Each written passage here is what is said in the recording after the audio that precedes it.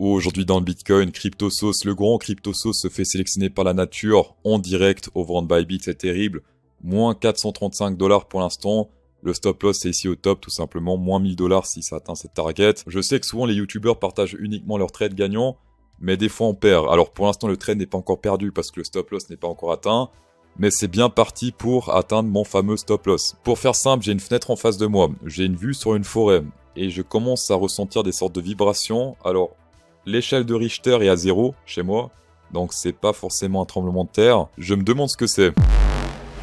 On va commencer par le 3 joli, c'est très bullish ce qui se passe là puisqu'on est en train de pénétrer ce trou de volume. Je fais même pas exprès de parler comme ça, c'est vraiment ce qui se passe. Donc si dans 2 jours on clôture comme ça, 2 jours et 15 heures, hop, que dalle jusqu'à environ 29 000. Donc ça peut faire très mal à moi et aux bears en général. Et en plus on a le 0,3 qui est la première résistance Fibonacci. Si on prend ces gros points pivots, on peut également prendre depuis là, mais je préfère prendre un vrai point pivot qui est celui-ci autour des 47 000. Également sur le RSI, grosse compression en cours, pour l'instant pas encore de décision prise. En 3 journées, pas de décision encore prise, mais en journée, il y a des trucs qui se passent puisque grosse compression également en cours sur le RSI. Et on dirait que pour l'instant c'est un breakout à la hausse avec la bougie du jour. Donc si on clôture ainsi aujourd'hui, ce soir, dans 14h30, ça serait un breakout en journée à la hausse et ça pourrait prédire également un breakout du 3 jours libre. De quoi a-t-on parlé mercredi? C'est cette grosse tige qu'on avait fait, c'était mardi ou mercredi, il me semble que c'était mardi. Grosse tige à la baisse, pas mal de shorters ici, j'en fais partie, mais moi c'était plus sur du 4 heures que du jour-lit. Et du coup également pas mal de stop-loss autour des 26 406, donc voilà, faites gaffe, sélection naturelle en cours. Et si on breakout ces deux grosses résistances sur le RSI et sur l'action price, alors pour les targets, simplement comme on avait fait sur le Ethereum, il me semble il y a quelques jours, on prend la hauteur du truc. Alors ça paraît peu réaliste, mais c'est la target des bull flags. Hop, on prend ici la hauteur, on met sur le breakout et ça serait environ 34 000, on peut arrondir, 34 000 $. Attention les bears, en fort hour candle comme dit mercredi, on avait pump ici, hop, petit rebond. On n'avait pas testé le 0,32 qui est le premier support d'une tendance haussière.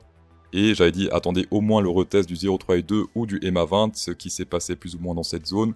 Et qu'est-ce qui s'est passé ici ensuite? Hop, to the moon, to the space. Pour expliquer mon trade, pourquoi j'ai shorté ici simplement 0,58, la zone danger, je me suis dit, vas-y ici, pourquoi pas un petit dump jusqu'à au moins le 0,32 pour ensuite prendre des profits ici. Et pour l'instant, non, malheureusement. On sait tous que des fois, la zone du hasard sur le Fibonacci fait des résultats assez incroyables. C'est pour ça que des fois, je lance des trades sur ce niveau. Alors attention, on s'approche des moins 500 overhand Bybit. Attention. Également, chose très importante, très peu de youtubeurs parlent de ça, sauf CryptoSauce, parce que CryptoSauce, il parle du Unwilling Bitcoin Price Trends. Ici, on peut checker les deux EMA, le plus intéressant, c'est le rouge, c'est le EMA 100. Et quand il croise ici la partie 0, ou la 1, il me semble, le truc vert, ici, la ligne verte, le 1, c'est plutôt bullish pour la suite, comme par exemple ici, on a croisé avec le rouge, la ligne verte, hop, c'est très bullish. Pour revenir dans le passé, ici, on a croisé dans le vert, hop, très bullish. Ici, on a croisé dans le vert, c'était l'été en 2021.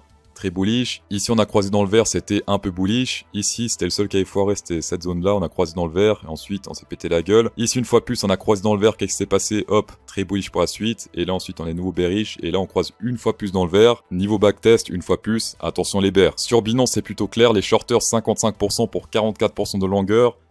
RIP les shorters pour l'instant. Si vous souhaitez counter-trader CryptoSauce, on a fait des très bons trades ensemble, mais c'est vrai que celui-ci était pas ouf. Heureusement, je l'ai pas partagé vu que c'est juste le 0,58 et que c'est un peu, on va dire, pile ou face. Si vous êtes un trader expérimenté et donc vous tradez pas seulement le 0,58, vous pouvez checker jusqu'à 38 500 $ sur Bybit, sur BitGet et sur Binance. Jusqu'à 30 000 $ sur Bybit, jusqu'à 8 000 $ sur BitGet et 500 sur Binance. Tapez dedans. On va passer au vendre Ethereum. Pour l'instant, la zone de volume est en train d'être quittée, ce qui est très bullish. Ici, dernière résistance diagonale avant de to the moon, puisque regardez si on dézoome. La grosse zone de volume, c'est dans la zone actuelle, même un peu plus bas. Et ensuite, si on pète cette résistance à la hausse, hop, to the moon, plus grand chose, jusqu'à au moins le top de ce range, c'est-à-dire environ 2217. Et également résistance sur le RSI qui est la même que celle sur l'action price, donc prenez en compte celle que vous préférez. Sur le RSI, faut pas oublier ça, ce gros breakout qu'on avait fait avec pas mal de retests, 1, 2, 3, et le 4ème c'était le bon. Et c'était un breakout sur cette bougie-là. Sur celle-ci, gros breakout à la hausse, et depuis...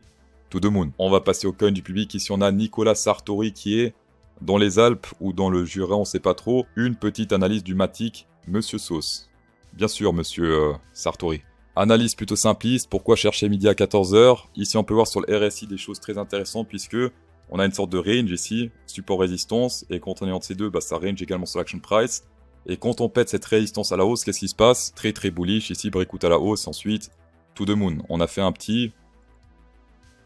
76%. Voilà, donc ici c'est la même chose, ça range, et dès que ça breakout à la hausse, très bullish. Là c'est juste un exemple, mais ça peut breakout directement aujourd'hui ou demain. Le seul problème technique ici, c'est qu'il y a pas mal de volume jusqu'à environ 1,30$ qui correspond pile poil avec le 0,58, une fois plus le hasard. Du coup c'est mieux de se fier ici sur le RSI qui peut prédire à l'avance ce breakout de volume. Sur le SP500, tout tient la route pour l'instant puisque grosse résistance, pas mal de retests, breakout à la hausse. Pour l'instant, c'est un retest et on dirait que c'est un rejet à la hausse de ce support. Sinon, également grosse compression sur le RSI, c'est ça qu'il faudra checker de près. Ça sera, je pense, la semaine prochaine puisque ce week-end, ça va être compliqué de breakout. Mais semaine prochaine, si on breakout ici à la hausse, très bullish pour la suite, on pourra très facilement, selon moi, une fois plus, aller au moins jusqu'à cette résistance qui a fait pas mal de rejets à la baisse. Ici, une fois la baisse, ici 2 fois la baisse. Niveau profit, je prends quand même un peu ici puisque pas mal de volume avant de To The Moon. Donc 4140, pas mal de volume et ensuite plus grand chose de la hausse. Dans tous les cas, Master, checker cette vidéo, c'est toujours un plaisir. Insérez un pouce bleu dans cette vidéo pour incrémenter encore plus le plaisir. Et bon week-end.